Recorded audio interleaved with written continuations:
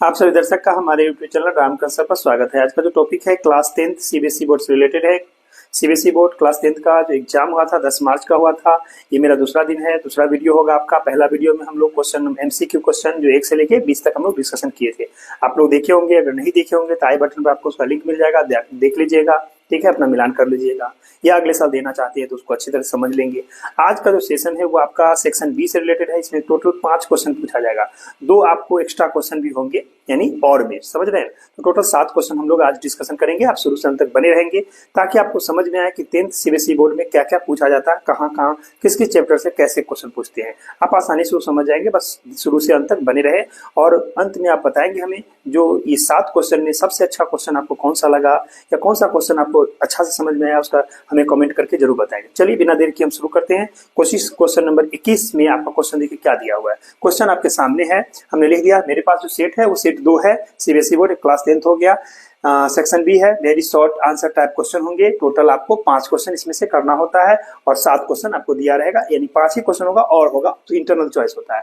Question number 21 कहता है AD and PS are angle bisector of angle A and P of the triangle ABC and triangle PQR.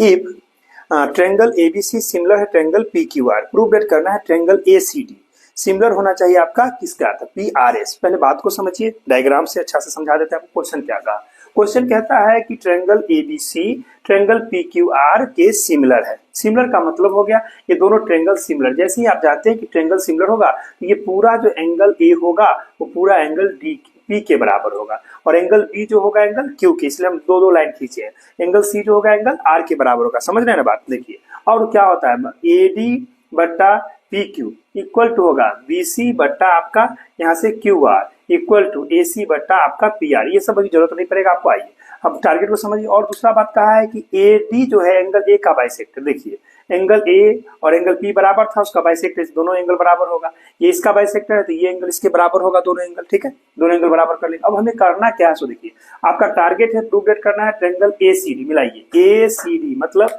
इस triangle को और यहाँ पर इस ट्रायंगल को, दोनों को आपको सिमिलर करना है। बहुत आसान है। कैसे सर, बताइए।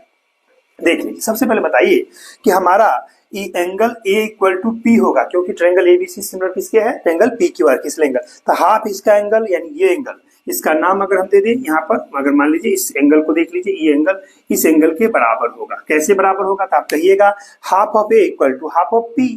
तो ये दोनों एंगल बराबर। उसके बाद एंगल जो हमारा C है वो एंगल R के पहले से दिया हुआ है, क्योंकि ट्रायंगल ABC सिमिलर था ट्रायंगल PQR, इसीलिए इस दोनों को हम डबल A, जो सिमिलरिटी का रूल है डबल A, ट्रिपल A भी होता है, डबल A उसी से निकला हुआ है। तो डबल A इसलिए बोलते हैं कि दो एंगल बराबर, तीसरा ऑटोमेटिक बराबर होगा, डबल A से सिमिलर कर देंगे। देखिए कैसे इसको लैंग्वेज में लिखेंगे हम लोग। यहाँ से सॉल्यूशन स्टार्ट करेंगे फटाफट। देखिए कहेंगे कि यहाँ से लिख देते हैं कि सिंस ट्रायंगल जो है ABC सिमिलर है ट्रायंगल PQR, ठीक है, गिवन है, ठीक। देयरफॉर हम कह सकते हैं कि जो एंगल होगा आपका ए जो एंगल होगा वो एंगल P के इक्वल होगा, ठीक। और कहिए कॉमा देके एंगल जो B होगा वो एंगल Q के इक्वल होगा, और कॉमा देके लिखिएगा एंगल जो आपका C होगा वो एंगल R के इक्वल होगा। ये दे देंगे क्योंकि ये दोनों सिमिलरिटी का कंडीशन है कि अगर दो ट्रायंगल अगर मान लीजिए सिमिलर होता है ना, कॉरस्पॉन्डिंग इक्वल होता है, इसीलिए। अब कहेंगे कि also हमारा AD and PS are angle bisectors of angle A and angle P respectively, बारी बारी से रिस्पेक्टिवली, ठीक है। देयरफॉर हम बोलेंगे कि half of angle A is equal to half of angle P।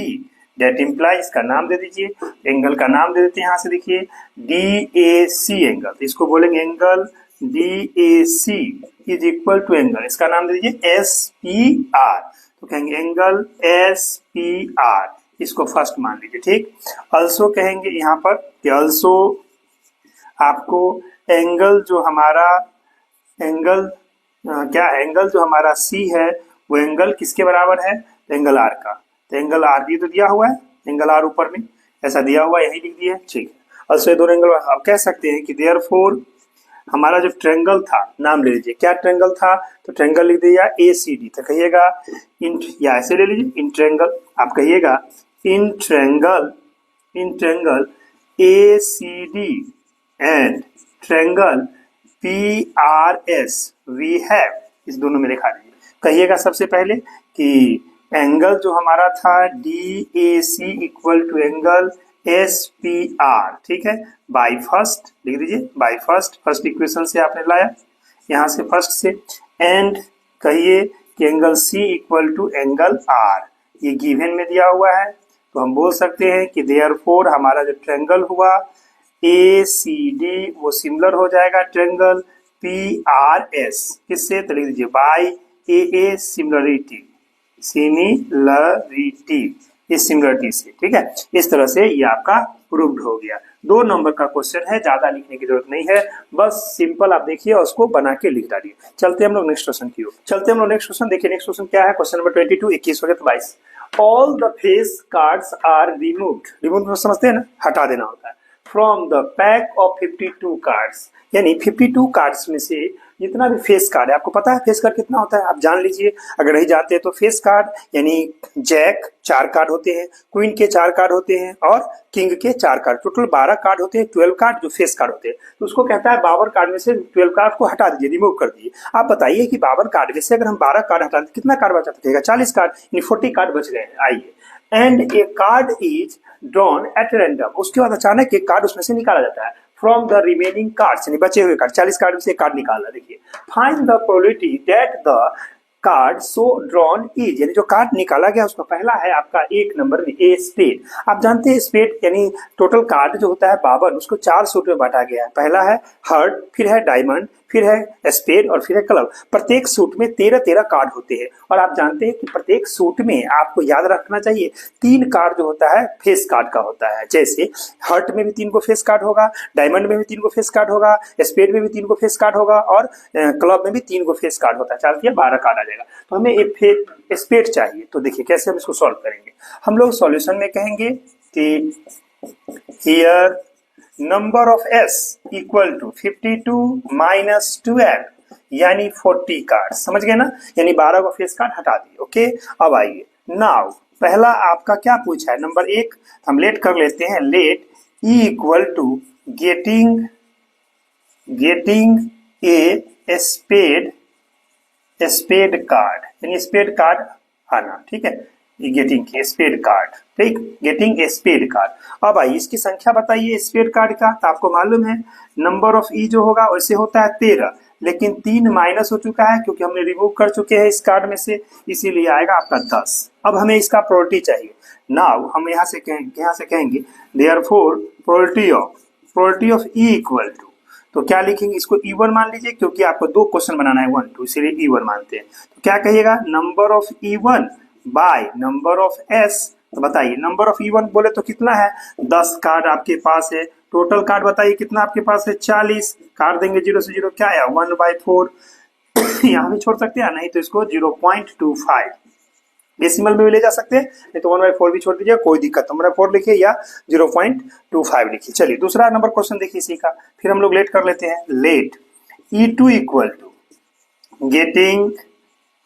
Getting क्या पूछा है, गेटिंग नॉट अन एक के कार्ड, यानी वो एक का कार्ड नहीं होना चाहिए। आपको मालूम है यहाँ पर नंबर ऑफ E2 जो होगा, आपको मालूम है एक का कार्ड नहीं होना चाहिए, टोटल कार्ड आपको है 40, ओके, और एक का कार्ड को फेस कार्ड नहीं कहा जाता, तो 40 कार्ड में से याद रखिए 4 इक्का हटा दीजिए, तो कितना बचा 36। अब इसकी प्रायिकता यानी प्रोबेबिलिटी चाहिए, तब कहेंगे therefore probability of E2 equal to, formula वही लगेगा, नंबर ऑफ आपका E2 by number of S, तो बताइए क्या आया 36/40 काट दीजिए, यानी 4 से, तो 9 4 जा 4 10 जा, ठीक है, 10 चौक 40 9 चौक 36, कितना है आपका 9/10। अगर इसको बदलेंगे तो इतना छोड़ सकते हो, नहीं तो पॉइंट में जाएंगे तो 0 पॉइंट यानी 9 हो जाएगा। दोनों में से कोई भी आंसर लिख सकते हैं। इस तरह से आपने देखा कि आपसे 2 क्वेश्चन इसमें डाला गया था कि जो आपका एक स्पेयर आना चाहिए, तो आप समझ गए स्पेयर की प्रोबेबिलिटी क्या आया,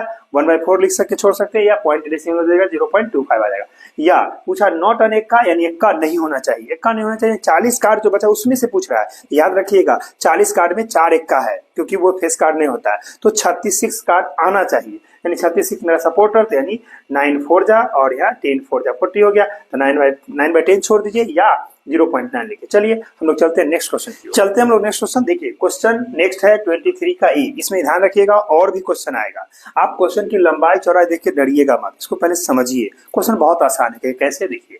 The cost of 2 kg apples and 1 kg grapes on a day was found to be ₹320। क्या मतलब हुआ, यानी एक दिन देखा गया है कि 2 kg एप्पल यानी सेब और 1 kg ग्रेप्स यानी अंगूर का कीमत जो है 320 रुपया है। जबकि आप नीचे पढ़िएगा तो बात हम बताएंगे। The cost of 4 kg apples and the 2 kg grapes was found to be ₹600, यानी कहा गया फिर दूसरे दिन देखा गया कि आपको 4 kg एप्पल यानी 4 kg सेब लेना है और 2 kg ग्रेप्स लेना, उसका कीमत मात्र 600 रुपया लग रहा है।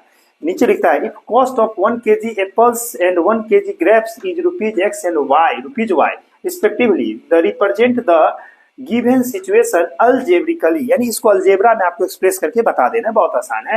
As the system of equations and check whether the system so obtained, जो सिस्टम प्राप्त होगा अलजेब्रिक इज कंसिस्टेंट और नॉट, यानी ये कंसिस्टेंट है या नॉट। पहले इसमें क्लियर कर ले कि कंसिस्टेंट या नॉट कंसिस्टेंट का क्या मतलब होता है। अगर याद रखिए अगर यूनिक सॉल्यूशन होगा तो उसको हम कंसिस्टेंट बोलते हैं, ठीक है। अगर ग्राफ कंडीशन क्या है, a1/a2 is not equal to b1/b2। अगर इसी जगह मान लीजिए कि a1/a2 इक्वल टू b1/b2 और इक्वल टू c1/c2 हो जाए, इसको भी हम लोग कंसिस्टेंट बोलेंगे, जिसका नाम है डिपेंडेंट। इसमें इनफाइनाइट सॉल्यूशन होता है, यानी सॉल्यूशन अगर है तो कंसिस्टेंट, अगर सॉल्यूशन नहीं है तो इनकंसिस्टेंट कहलाता है। तो आप अगर ध्यान दें, अगर तीसरा कंडीशन आता है कि a1/a2 equal to b1/b2 does not equal to c1/c2, उस समय हमारा जो इक्वेशन ड्रॉ करते हैं वो पैरेलल जाता है, उसी को हम लोग बोलते हैं इनकंसिस्टेंट यानी नॉट कंसिस्टेंट। ओके, आइए पहले इसको अलजेब्रा में एक्सप्रेस कर देना है, बहुत आसान। आपको ऊपर में दिया हुआ है, आप सॉल्यूशन लिखेंगे यहां से कि लेट कर लेंगे कि लेट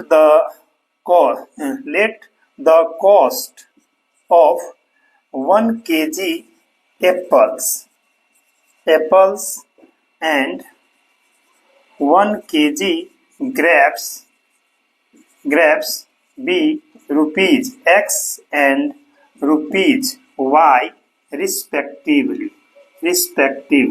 मान लिए हम लोग, ठीक। अब कहेंगे अकॉर्डिंग टू क्वेश्चन, यानी क्वेश्चन के हिसाब से। आइए क्या है, पहले 2 kg एप्पल लेना है, आपको मालूम है 1 kg एप्पल का क्या दाम हम माने हैं, X रुपया, ठीक है। तो 2 kg लीजिएगा तो क्या लगेगा, तो 2X लगेगा, प्लस फिर कितना 1 kg ग्रेप्स, तो 1 Y यानी Y कितना रुपया देना पड़ा, रुपया आपको देना पड़ रहा है 320 रुपया। ये पहला हो गया। एंड दूसरा कंडीशन देखिए ध्यान से, क्या कहा, क्या kg एप्पल देख लीजिए यहाँ पर आइए 4 kg एप्पल, तो आपको 4X प्लस कितना ग्रेप्स लीजिएगा 2 kg, तो 2Y कितना रुपया देना पड़ेगा, तो ₹600। यही 2 इक्वेशन होगा। इट इज अल्जेब्रिकली, इस तरह से हम जो एक्सप्रेस कर दिए, ये इक्वेशन फर्स्ट हो जाएगा और ये इक्वेशन आपका सेकेंड। ये अल्जेब्रिकली यानी यहाँ तक सॉल्व हो गया। अब क्या कहता है, चेक करना है, तो हम चेक कर देंगे, कहेंगे कि हियर a1 इक्वल टू 2, देख लीजिए b1 इक्वल टू यहाँ पर है 1, तो यानी 1। उसके बाद आप c1 को इधर लेके मान लीजिए, तो क्या कहिएगा, माइनस में कहिएगा 320 ले लीजिएगा, ठीक है। आइए फिर कहेंगे a2 इक्वल टू, तो यहाँ 4 है। उसके बाद b2 इज इक्वल टू आपका 2 है और c2 आपको इसको इधर कर लेंगे इक्वल टू 0 करके, तो क्या आएगा -600। अब हम यहाँ पर दिखाते हैं, नाउ हमें चेक करना है। पहले हम निकालेंगे a1/a2 का वैल्यू। देखिए हमारा a1 है 2, तो लिखेंगे आप 2/a2 है 4। अब इसको काट दीजिए, तो 1/2 आया ना, तो कट के आपका 1/2 आया। चलिए अब निकालिए b1/b2। देखिए b1 कितना है 1 और ये है 2, तो बराबर है, फिर कहिए एंड। अब हम लोग निकालते हैं c1/c2 का मान। देखिए कितना है, माइनस में 320 बाई माइनस में 600। आइए माइनस माइनस काट दे, 0 0 काट दे। अब इतना कितना बचा, 32/60 हो गया। अब काटिए, 4 से काट देते हैं, तो 8 चौक 32, 8 4 जा और 15 15 4 जा, तो कितना आया 8/50। अब तो कटेगा नहीं। अब एक बार ऐसा भाप है, ये थोड़ा सा कम है, तो हम कह सकते हैं कि since A1/A2 is equal to B1/B2 does not equal to C1/C2। ठीक है, ये दोनों यह जैसा कि आप कहिए 1/2 equal to 1/2 does not equal to 8/15। ठीक है, तो आप कह सकते हैं क्या कहलाएगा ये, आपको इस समय क्या होता है, नो सॉल्यूशन होता है तो क्या कहेंगे, इनकंसिस्टेंट हो जाएगा। तो हम यहाँ से लिख सकते हैं, इधर लिख देते हैं, यहाँ पर देखिए, तो कहेंगे कि देयरफॉर द गिवन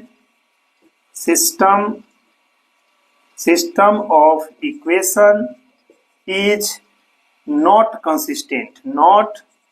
कंसिस्टेंट, या जिसको हम लोग इनकंसिस्टेंट कहते हैं। यही काम आपको लिख के दिखाना था इसमें, बात समझ गए। आपने देखा क्वेश्चन बहुत लंबा चौड़ा है, लेकिन जवाब कितना छोटा है, बहुत आसान है, आपने देख लिया इसको। चलते हैं हम लोग नेक्स्ट क्वेश्चन की ओर। चलते हैं हम लोग नेक्स्ट क्वेश्चन। देखिए नेक्स्ट क्वेश्चन आपका 23 का और है, यानी 23 में दो क्वेश्चन दिया था, ए और बी, या तो आप ए बनाएंगे या बी, लेकिन हम दोनों बना के आपको बताते हैं कि दोनों आप सीख लीजिए। चलिए, कहता है solve for x and y के लिए √2x plus √3y equal to 5 and √3x minus √8y equal to है लिखा हुआ -√6। आपको x y का वैल्यू निकालो, बहुत आसान है, देख लीजिए कैसे। हम लोग यहाँ से सॉल्यूशन डालेंगे और कहेंगे, लेट कर लेते हैं कि √2x plus √3y equal to 5, इसको पहला इक्वेशन लेंगे एंड यहाँ लिखते हैं, कहेंगे √3x minus √8y equal to -√6, इसको दूसरा इक्वेशन। ठीक है, अब आइए इसका कंसेप्ट समझिए, इसको हम एलिमिनेशन मेथड से बना देते हैं, बहुत आसान है, कुछ नहीं करना है। आप देखिएगा कि हमें x या y दोनों में से एक को एलिमिनेट करना होता है, मिटाना होता है। तो किसको मिटाते हैं, आइए अगर हम x को मिटाना चाहें तो इसको अगर हम √3 से या इसको √2 से मल्टीप्लाई कर दे, यहाँ लिख देते हैं, इसको मल्टीप्लाई में कर देते हैं √3, इसको मल्टीप्लाई में कर देते हैं √2, जो कोफिशिएंट है उसका दोनों कैलकुलेटर मैच करना चाहिए। आइए लैंग्वेज में क्या लिखेंगे देख लीजिए, कहेंगे multiplying equation first by √3 and equation second by √2। ठीक है, देन याद रखिए कि जिसको मिटाना चाहते हैं दोनों का साइन चेक किया जाता है। अगर दोनों का साइन लाइक है तो उस समय हम सब्ट्रैक्टिंग लिखेंगे, और दोनों का साइन अनलाइक है तो एडिंग लिखते हैं। तो आइए, हमारा दोनों का साइन लाइक था, यानी प्लस प्लस, लाइक मतलब एक जैसा, तो हम इसमें देन हम कहेंगे सब्ट्रैक्टिंग वी गेट, सब्ट्रैक्ट करने पर हम पाते हैं। आइए, तो आइए मल्टीप्लाई करके हम देख लेते हैं इसको क्या आएगा। इसको जब मल्टीप्लाई करोगे √3 से तो कितना होगा, ये हो जाएगा √6x, इसको जब करोगे √3 से तो 3 हो जाएगा, तो +3y, यहाँ पर 5√3 हो जाएगा यहाँ पर। ओके, अब आइए दोनों तरफ मल्टीप्लाई, ध्यान रखिएगा। अब आइए √2 से मल्टीप्लाई करेंगे तो ये भी हो जाएगा √6x माइनस, इसको जब √2 से करेंगे तो 16 यानी √16 अंदर जाके तो इसका 4 निकलेगा, तो 4y इक्वल टू यहाँ पर आपका ये हो जाएगा 12, तो इसको लिख सकते हैं माइनस में √12 यानी 12 कहने का मतलब देख लीजिए, अगर इसको मल्टीप्लाई करके आपको हम बता दें कि 6 में 3 और 2 है तो एक 2 बाहर आ जाएगा, तो 2 बाहर और √3 अंदर आ जाएगा, यानी 12 हुआ ना। तो 12 को लिख 4 गुने 3, 4 का 2 निकाल दिए इतना। अब आइए क्या हमने वर्ड लिखा है, सब्ट्रैक्टिंग। ध्यान दीजिएगा, सब्ट्रैक्टिंग में क्या होता है, नीचे वाले इक्वेशंस का साइन चेंज किया जाता है, अगर प्लस है तो माइनस, माइनस है तो प्लस। अब आइए देखिए, प्लस में है तो इसका माइनस हो गया, ये माइनस था तो प्लस हो गया, ये माइनस था तो प्लस हो गया। अब अगर आपसे कोई पूछे वैलिड साइन, √6 का साइन माइनस वैलिड है, पहले वाला इनवैलिड हो जाता है। अब आइए, हमारा √6 से √6 कट गया, क्यों, एक पॉजिटिव एक नेगेटिव है। यहाँ पर जरा ध्यान देखिए, ये भी प्लस ये भी प्लस ऐड हो जाएगा, तो 4 से दोनों को ऐड कर लीजिए तो कहिएगा 7y। यहाँ पर दोनों प्लस में है, देखिए यानी 5√3 और 2√3 दोनों सेम जैसा है, ऐड हो जाएगा, तो 5 2 कितना होता है 7, तो इसको आप कहिएगा 7√3। अब आइए 7 से 7 को कैंसिल कर दीजिए, तो यहाँ से y का वैल्यू आपको आया √3, y निकाल दिए। अब इस वैल्यू को इक्वेशन फर्स्ट या सेकंड कहीं पुट किया जाता है। आइए हम किसमें पुट करते हैं, कहीं फर्स्ट में लिखते हैं, from equation first we have, यानी फर्स्ट इक्वेशन इस वैल्यू को रख देते हैं। गौर कीजिए, यहाँ पर फर्स्ट इक्वेशन है, देख लीजिए, तो हमारा क्या है यहाँ पर √2x प्लस √3 और y के जगह √3 हमने लाया है इक्वल टू 5। अब यहाँ पर देख लीजिए, आगे हम इसको इस तरह से बना देते हैं। अब आइए, तो क्या मिलेगा यहाँ से, देखिए यहाँ से हो जाएगा √2x प्लस आपका √3 को 3 से करेंगे मल्टीप्लाई √3 से, तो 3 आएगा इक्वल टू 5, समझ गए ना। √3 को 3 से करिएगा तो √9 हो, 9 का 3 निकाल दिए डायरेक्ट। अब यहाँ से आप बोल सकते हैं कि √2x equal to 5 minus 3, plus था माइनस कर दिए। अब यहाँ से देखिए, यहाँ से कहिएगा √2x इक्वल टू 5 में 3 गया तो 2। अब यहाँ से लिखिएगा x इक्वल टू, तो 2/√2। आपको मालूम है कि हमारे 2 में 2 √2 होता है, यानी ऊपर वाले 2 को हम ऐसा लिख सकते हैं √2 मल्टीप्लाई √2, नीचे पहले से √2 था, एक √2 काट दीजिए, क्या बचा, √2। तो आपने क्या देखा, देयरफॉर x का मान √2 है। अंत में हेंस लगा के लिख देना है। देखिए hence x equal to √2 and देते हुए y इक्वल टू √3। y का मान कितना लाए थे, √3। यही आपका इसका सॉल्यूशन हुआ। इस तरह से देखा आपने क्वेश्चन। दोनों में से आपको 23 का ए और बी दोनों दिया हुआ था, आपको एक बनाते, या तो पहले वाला ए वाला या बी वाला, लेकिन हमने दोनों बना के आपको समझा दिया है। ये जो मेथड हमने यूज किया, इस मेथड का नाम है एलिमिनेशन मेथड। ठीक है, इस बात को ध्यान रखिएगा। ये एलिमिनेशन मेथड से हमने बनाया। आप जानते हैं कि लीनियर इक्वेशन, टू वेरिएबल की इक्वेशन को आप 4 मेथड से बना सकते हैं। पहला ग्राफिकली मेथड, जो लॉन्ग क्वेश्चन में पूछा जाता है। उसके बाद आता है एलिमिनेशन मेथड, जिसमें एक को एलिमिनेट करके मिटाया जाता है। और तीसरा है आपका सब्स्टिट्यूशन मेथड, और चौथा है क्रॉस मल्टीप्लिकेशन मेथड। अगर क्वेश्चन ऐसा आया होगा तो हम उसको बना के आपको बता देंगे। चलते हैं हम लोग नेक्स्ट क्वेश्चन की ओर। नेक्स्ट क्वेश्चन है आपका 24। The coordinates of the end points of the line segment A B are. A का कोऑर्डिनेट आपका -2 जो हमने यहाँ लिख दिया -2, और कहता है बी का है 2 - 4, तो हमने लिख दिया बी का 2 - 4। आइए, कहता है P is the point on A B. P एक पॉइंट है ए बी पर, सच दैट BP यानी BP बट्टा ए बी 4/7 ए बी दिया हुआ है। Find the coordinates of the point P। P के कोऑर्डिनेट को हम XY मान लेते हैं। बहुत आसान है, देख लीजिए। आपको ये रेशियो दिया हुआ है, देखिए कैसे इसको सॉल्व करते हैं फटाफट। हम लोग सॉल्यूशन में कहेंगे यहाँ से कि let the coordinate of P be Px, y मान ली। अभी आप देखिए रेशियो दिया है, द गिवन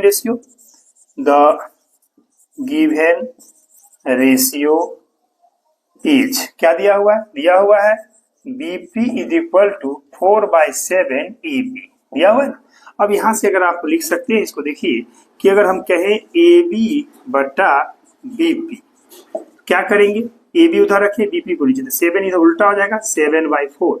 अब दोनों में से 1 माइनस कीजिए, तो क्या लिखिएगा, AB बटा BP -1, यहाँ भी कर दीजिए 7/4 -1, तो क्या आ जाएगा, AB माइनस कर लीजिए, तो आपका हो जाएगा BP बट्टा में BP इक्वल टू 7 - 4/4।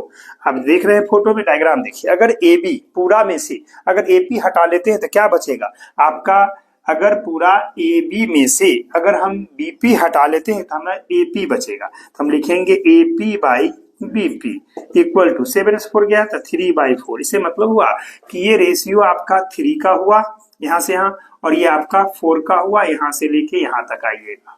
डन, ठीक है। अब आ जाइए, रेशियो मिल गया तो कह सकते हैं यहाँ से कि देयरफॉर M का वैल्यू मिला 3 एंड N का वैल्यू मिला 4।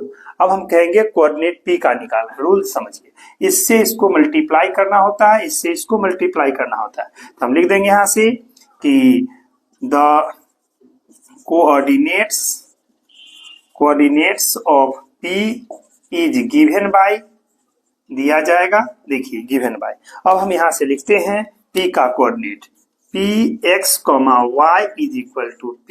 क्या फॉर्मूला है, फॉर्मूला लिख देते हैं आपको, mx2 plus nx1 by m plus n। फिर y का लिखिएगा तो my2 प्लस ny1 बटा m प्लस n। ये सेक्शन फार्मूला आप जानते होंगे, लिख दिए। अब यहाँ पर ध्यान दिए, ये 1 का रोल करेगा तो इसको हम लिख देते हैं x1 y1, ताकि आप समझिएगा। ये हो जाएगा आपका x2 y2, ठीक है। और इसको हम बोलेंगे m, याद रखिएगा, इसको बोलते हैं n। अब वैल्यू बैठा दीजिए, तो क्या लिखिएगा, इज इक्वल टू P। चलिए हम लोग m के यानी 3 से इसको मल्टीप्लाई करेंगे, तो लिखते हैं 3 × 2 प्लस n, यानी 4 से मल्टीप्लाई करेंगे इसको x1 को यानी -2 को, ठीक। अब बाई में क्या लिख देंगे, तो बाई में लिखेंगे आप 3 + 4। चलिए x का वैल्यू हो गया y में, 3 से मल्टीप्लाई करें तो लिखेंगे 3 × -4 प्लस n, यानी 4 से मल्टीप्लाई करेंगे किसको, तो -2 को। तो -2 को बट्टा में क्या लिखेंगे, m प्लस n, तो हो जाएगा आपका 3 + 4, इस तरह से। तो क्या वैल्यू आया देख लीजिए P का, 3 × 2 = 6, ये प्लस माइनस माइनस, 4 × 2 = 8, बाई में 7। यहाँ पर देख लीजिए माइनस में 12, 4 × 3 = और माइनस में 4 × 2 = 8, बाई में 7, ठीक है। ये याद रखिए 12 है माइनस में, ठीक, इतना। तो क्या वैल्यू आ जाएगा देख लीजिए, P का कोऑर्डिनेट है। अब -8 में 6 गया तो क्या कहिएगा, -2/7 ठीक है 7 हो जाएगा, और यहाँ -12 -8 तो हो जाएगा आपका -20/7। तो ये वैल्यू आया, ठीक है। तो कह सकते हैं देयरफॉर P जो हमारा XY था उसका कोऑर्डिनेट ये आया, ये आपका आंसर होगा। इस तरह से हम लोग यानी P का कोऑर्डिनेट हम लोग निकाल लिए, जो इसको डिवाइड किया था तो हमें क्या प्राप्त हुआ, P का कोऑर्डिनेट -2/7 और आपका आया -20/7। देख लीजिए कहीं कोई दिक्कत नहीं, इस तरह से आप सेक्शन फॉर्मूला लगा के इसको बना लेंगे। चलते हम लोग नेक्स्ट क्वेश्चन की ओर। चलते हम लोग नेक्स्ट क्वेश्चन है आपका 25। देखिए 25 में दो क्वेश्चन दिया हुआ है, ए और बी, कोई एक बनाना है, हम दोनों बना के आपको बताएंगे। क्वेश्चन ए में कहता है it is given that sin a minus B equal to sin a cos b minus cos a sin b। आप जानिएगा कि क्लास 11th में जब जाएंगे आप तो इस ये फॉर्मूला आपको पढ़ना है, इसीलिए आपको दिया हुआ है। Use it to find the value of sin 15, यानी आपको sin 15 का वैल्यू इस फॉर्मूला का यूज करके आपको कहता है निकालने के लिए। आप सोचिए कि 15 डिग्री को आप कैसे एक्सप्रेस करोगे दो एंगल में, ताकि दोनों का वैल्यू आपको पता है क्लास 10th लेवल पे। तो आप जानते हैं अगर हम एक का वैल्यू यानी 45 डिग्री ले ले ए की जगह पर, और बी के जगह पर अगर हम 30 डिग्री ले तो 45 में से 30 को माइनस करते तो कितना आता है, 15 आता है। इसलिए हम डायरेक्ट यहां से लिखेंगे इसका सॉल्यूशन, कहिएगा सॉल्यूशन देके हम लोग लिख देंगे here sin a minus B is equal to, दिया हुआ है लिख दीजिए sin a cos b minus cos a sin b। ठीक, लिख दिए, यहाँ कह दीजिएगा गिवन। ओके, अब आइए कहिएगा पुट यानी रखना है a equal to 45 degree and b is equal to 30 degree. We get, आइए यानी जहां a है वहां पर आप क्या रखेंगे 45 डिग्री और b की जगह 30, ताकि दोनों का डिफरेंस करके 15 आना चाहिए। यहाँ पर आप दूसरा वैल्यू भी सोच सकते हैं, लेकिन बाद में सोचिएगा, पहले आप इसका वैल्यू को जानते हैं, इसको लिखिए। तो क्या लिखिएगा, साइन में लिख दीजिएगा, a की जगह क्या लिखे हम 45 डिग्री माइनस बी की जगह 30 इक्वल टू साइन ए यानी साइन आपका 45 डिग्री और कॉस बी यानी कॉस आपका 30 डिग्री माइनस कॉस ए यानी कॉस 45 डिग्री और यहाँ पर साइन बी यानी साइन आपको 30 डिग्री। ठीक है, लिख दिए। अब आइए यहाँ पर घटाइए, 45 में से 30 गया था, आप इसको आसानी से जानते हैं कि आप इसको साइन 15 ही लिखेंगे। अब इसको कहिएगा आप साइन 45, याद कीजिए, वैल्यू चार्ट आपको याद होना चाहिए, नहीं याद है तो हम इससे पहले वीडियो में बता दिखा चुके हैं, सारा वैल्यू आप अच्छा से देख लेंगे, उसमें कैसे याद रखना बता चुके। आइए हम बताते हैं आपको, साइन 45 का वैल्यू बताइए, तो आप कहिएगा 1/√2, तो हम इसका वैल्यू बैठा देते हैं 1/√2 मल्टीप्लाई कॉस 30, याद रखिए कॉस 30 साइन 60 के बराबर होता है, इसका वैल्यू होता है √3/2 माइनस कॉस 45 साइन 45 के बराबर होता है तो 1/√2 मल्टीप्लाई साइन 30 यानी आप याद रखिएगा 1/2। इस तरह से आपने देखा ये आपका साइन 15 डिग्री है और यहाँ पर मल्टीप्लाई करेंगे तो √3 नीचे में 2√2 माइनस ऊपर में 1 से 1 और नीचे में हो जाएगा आपका 2√2। ठीक है, आइए दोनों का एलसीएम ले लेते हैं, तो यहाँ पर आपका साइन 15 डिग्री क्या देगा, देखिए ऊपर में √3 माइनस 1 बाई 2√2, यहाँ भी छोड़ सकते हैं, नहीं तो इसको रेशनलाइज करते हैं, रेशनलाइज करते हैं फटाक से ना, तो नीचे में रेशनल नंबर आने के लिए √2 से ऊपर नीचे मल्टीप्लाई करें, जब मल्टीप्लाई करेंगे तो ये हो जाएगा √6, यहाँ 1 से करेंगे तो √2 और पूरा बताइए कितना हो जाएगा, ये 2 मल्टीप्लाई 2 यानी फाइनल जवाब आपका आया √6 माइनस √2 ऊपर भी और नीचे हो जाएगा 2 2 जा 4। अंत में आप बोल सकते हैं हेंस, देखिए हेंस साइन 15 डिग्री का वैल्यू आपको याद रखना है √6 माइनस √2, ये √2 है और बट्टा में कहिएगा 4, यही आपका आंसर है। इस तरह से आपने देखा क्वेश्चन बहुत आसान था, 2 नंबर का है, तुरंत आपको हमने बना के बता दिया, आप इसको देख के प्रैक्टिस कर लेंगे। चलते हम लोग नेक्स्ट क्वेश्चन की ओर, चलते हम लोग नेक्स्ट क्वेश्चन है 25 का, और आप जानते हैं 25 में 2 क्वेश्चन था, कोई एक बनाना था, हम दोनों बना के आपको बता रहे थे, आप देख लीजिए। बी में पूछा है if sin a equal to y, यानी sin a का वैल्यू y दिया है, then express cos a and tan a in the term of y, यानी आपको cos a और tan a का मान y में बताना है। ठीक है, इन टर्म ऑफ y का मतलब ये बहुत आसान है, देख लीजिए कैसे हम लोग सॉल्यूशन में कहेंगे हियर, मतलब यहाँ sin a is equal to y, इसको फर्स्ट मान ले। अब कहेंगे नाउ हम डायरेक्ट लिखते हैं cos a इक्वल टू, आप बताइए आइडेंटिटी में आपको पढ़ा चुके हैं cos a को क्या लिखते हैं साइन के टर्म में, कहिएगा √1 माइनस साइन स्क्वायर a, हम इसको लिख देते हैं 1 माइनस साइन स्क्वायर a। ठीक है, a लिख देंगे।